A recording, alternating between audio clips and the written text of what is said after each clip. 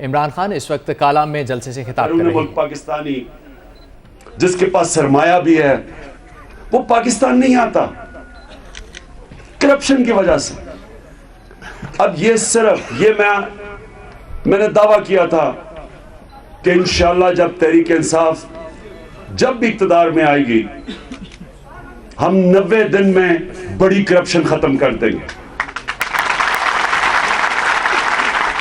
अब आज मैं आपको बताता हूं, हमें बार बार ये बड़े बड़े इश्तिहार देती है, इश्तिहारों में नून लीग बड़ी तरक्की कर रही है, सारी तरक्की इश्तिहारों में हो रही है, जमीन पे कुछ नहीं है। और इश्तिहारों में ये भी कहते हैं कि जी किधर है नया पख्तूनख्वा। अब मैं आपको बताता हूं किधर है नया पख्तूनख्वा। 6 प्रोजेक्ट्स पावर के इस प्रोविंशियल गवर्नमेंट ने एडवर्टाइज किए, 6 प्रोजेक्ट्स बिजली बनाने के लिए। आपको हैरत होगी सुन के कि 72 इन्वेस्टर्स ने 6 प्रोजेक्ट्स के लिए बिड किया। पहले क्यों नहीं आ रहे थे? पहले क्यों नहीं है फॉरेन इन्वेस्टर्स आ रहे थे? 72 इन्वेस्टर्स ने 6 पावर प्रोजेक्ट्स के लिए बिडिंग की है। उसकी वजह यह है कि उनको पता है कि गवर्नमेंट इनकी सारी जो डिपार्टमेंट्स हैं पैसे नहीं मांगती। जब एक करप्शन आपको उसके ऊपर काबू पाते हैं तो इन्वेस्टर्स आते हैं, सरमायाकारी होती है, खुशहाली होती है। इंशाअल्लाह 1200 मेगावाट के जो प्रोजेक्ट्स इनिशिएट किए हैं, इससे इनकलाब आएगा पख्तूनख्वा के अंदर। कभी इतना ज्यादा बिजली प्रोड्यूस करने के लिए प्रोजेक्ट्स नहीं किए, और ये अभी सिर्फ पहली बारी थी तहरीक इंसाफ की। 1 साल तो मैं समझने में लगा है, लेकिन मैं दाद देता हूं सारी अपनी हमारी एनर्जी डिपार्टमेंट को। सीईओ जो है अकबर अयूब, आपको भी मुबारक हो। और मैं सारी जगह से चेक करता रहता हूँ, ये याद रखना, मैं चेक करता रहता हूँ। जब भी मुझे कोई पावर का इन्वेस्टर मिलता है मैं पूछता हूँ कि किसी ने पैसे तो नहीं मांगे। उन्होंने नीचे तो अभी वो कहते हैं कि थोड़े हालात बेहतर होने वाले हैं, ऊपर कहते हैं कि जबरदस्त और ईमानदार लोग आपके ऊपर बैठे हुए हैं।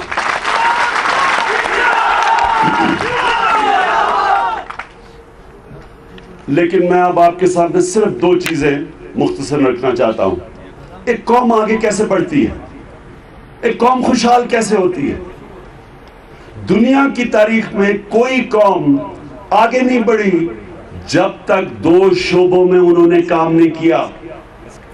एक, इदारे मजबूत नहीं किए। अभी जो परवेज खटक ने आपसे बात की कि पुलिस के इदारे को ठीक किया है। इदारा कैसे ठीक होता है?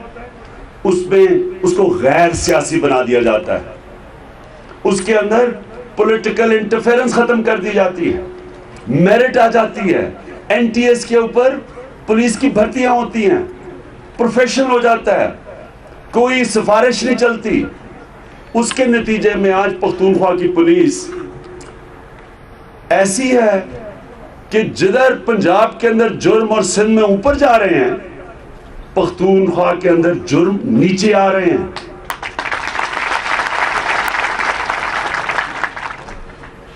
मुझे बड़ा फख्र है कि जिधर भी मैं जाता हूं पख्तूनख्वा की पुलिस की तारीफ होती है।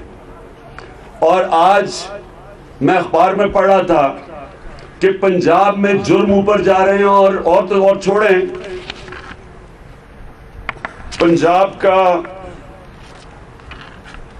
पंजाब का एक प्रोविंशियल एमपी है, उसको कल लूट लिया माल रोड के ऊपर।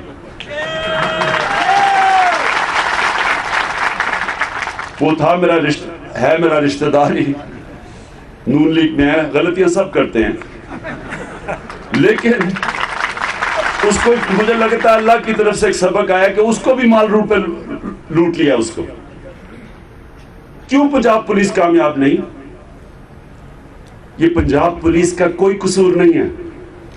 पंजाब पुलिस को इन्होंने बजाय अवाम की पुलिस हो, स्टेट एक प्रोविंस की पुलिस हो, ये शरीफ खानदान के घर के नौकर बन गए हैं, सिफारिशी अंदर भर्ती करते हैं। आपने देखा होगा जो आईजी शहबाज शरीफ के पांव में बैठा होता है, हर गलत काम करवाते हैं उनसे, सियासी इंतकामी कार्रवाई करवाते हैं। हम सब के मेरे ऊपर को 3-4 FIR कटी हुई हैं। अगर मेरे पे कटी हैं तो सोचें कि सारे मुखालफिन के ऊपर पंजाब में FIR कटी हुई है। और हर गलत काम, लोगों को जेलों में डालना, अभी जो हमारा हक था कि करप्शन के खिलाफ हम निकले, जो पनामा में नवाज शरीफ पकड़े गए हैं, तो हम तो एक पुरअमन एहतजाज कर रहे थे, लेकिन आपने देखा पंजाब पुलिस से उन्होंने क्या करवाया। चीफ मिनिस्टर, उनकी कैबिनेट, उनका हक था कि पंजाब में जाके पुरअमन एहतजाज करें, तहरीक इंसाफ के तौर पे आ रहे थे। जो शेलिंग की, जो उनको रोका गया, ये सारा गैर कानूनी था। हमारे लोगों को पकड़ा, जेलों में डाला, पंजाब में गैर कानूनी था। तो जब आप पुलिस से गैर कानूनी काम करवाएंगे, वो कैसे पुलिस काम करेगी? इसलिए ये पुलिस का कसूर नहीं है, ये उनका कसूर है जिन्होंने पुलिस को पॉलिटिसाइज किया। उसी तरह बाकी इदारों को तबाह किया गया। मैं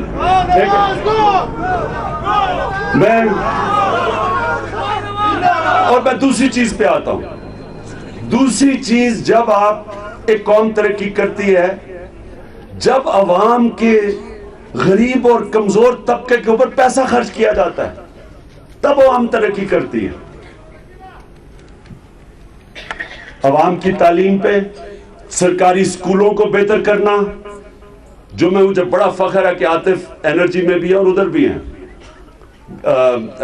तालीम के वजीर भी हैं। 34,000 बच्चे प्राइवेट स्कूलों से गए हैं सरकारी स्कूलों में, पहली दफा हुआ ये। तो अवाम के लिए स्कूलिंग अच्छी किए जाए, उनको पुलिस के जरिए हिफाजत उनकी की जाए, अस्पतालों को ठीक किया जाए, और इंशाल्लाह हमारे जो अस्पतालों में हमने जो पूरी जद्दोजहद की है, ये जब तक हम पूरा होगा 5 साल, ये सारे पाकिस्तान में पख्तूनख्वा के अस्पताल मिसाल बनेंगे इंशाल्लाह। लेकिन जो सबसे ज्यादा बात मैं कहना चाहता हूं वो ये कि देखिए, ये नहीं हो सकता कि एक मुल्क में छोटा सा तबका अमीर तरीन हो जाए और अवाम बाकी गरीब हो जाए। आज अखबार के अंदर एक न्यूज आइटम आई है, 45% पाकिस्तान के बच्चे खुराक पूरी ना होने की वजह से उनकी स्टंटेड ग्रोथ है, मतलब कि ना वो अपने पूरे कद पे पहुंचते हैं, ना उनका जो दिमाग है वो पूरी तरह डेवलप होता है।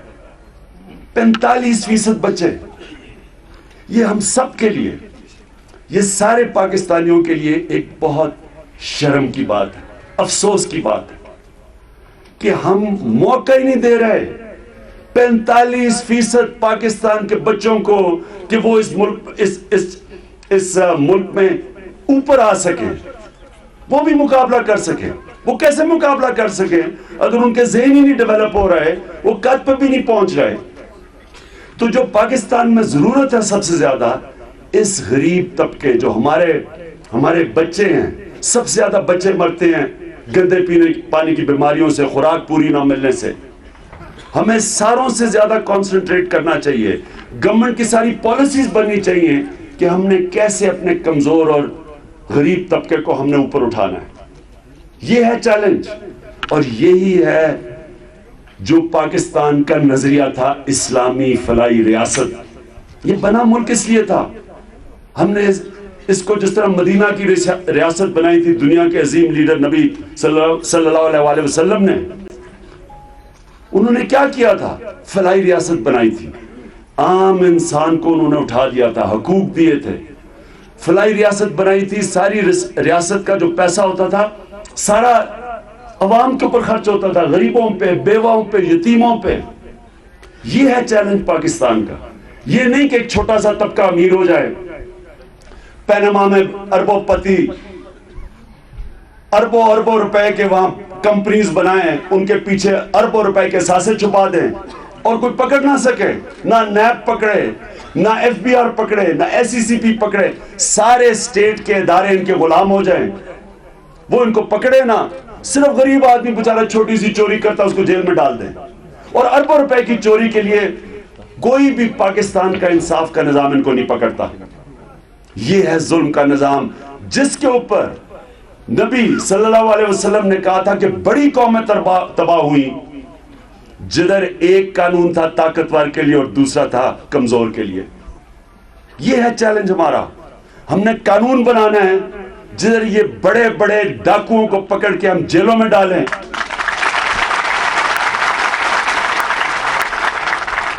इदारों को ऐसा बनाना है। ये जो इदारे हमारे नैब है, ये नैब का जो चेयरमैन है, इसको तो सबसे पहले इसको जेल में डालना चाहिए। इसको शर्म आनी चाहिए कि 13 केसेस नवाज शरीफ के पड़े हुए हैं, उसको नहीं पकड़ता, छोटे छोटे पटवारियों को पकड़ता है, आम लोगों को पकड़ता है। सबसे पहले इसको जेल में डालना चाहिए। फिर दूसरा जो एफबीआर का चेयरमैन है, वो भी करप्ट तरीन आदमी है, 25 करोड़ रुपया दुबई भिजवाता है हर महीने, उसको जेल में डालना चाहिए। उसके बाद जितने ये बड़े बड़े सियासतदान हैं जो इक़्तिदार के आने से पहले इनके पास सबको पता क्या था और आज ये अरबोपति हैं, ये सारे वो इनको बता इनको साबित करना चाहिए कि किधर से आया आपके पास पैसा। करप्शन तो ये है इक़्तिदार को जात के लिए इस्तेमाल करो, इसको करप्शन कहते हैं। तो इन्होंने इनके पास पहले क्या था जो आज अरबोपति बन गए। तो इंशाअल्लाह अदालत में तो चलो फैसला होगा और हम सारी कौम दुआ कर रही है कि इंसाफ मिले, लेकिन अवाम की अदालत में तो फैसला हो चुका है। मैं आखिर में आप सबको मुबारक कि ये जो आपने पावर प्रोजेक्ट बनाया है, इससे सारे इलाके को फायदा होगा, सूबे को फायदा होगा, नौकरियां मिलेंगी। जैसी बिजली आती है, सस्ती बिजली आए, लोग माशी तौर पे अपने आप को बेहतर कर लेंगे। और सबसे बड़ी मैं जो आखिर में बात ये करना चाहता हूं कि जो पानी से बिजली बनती है,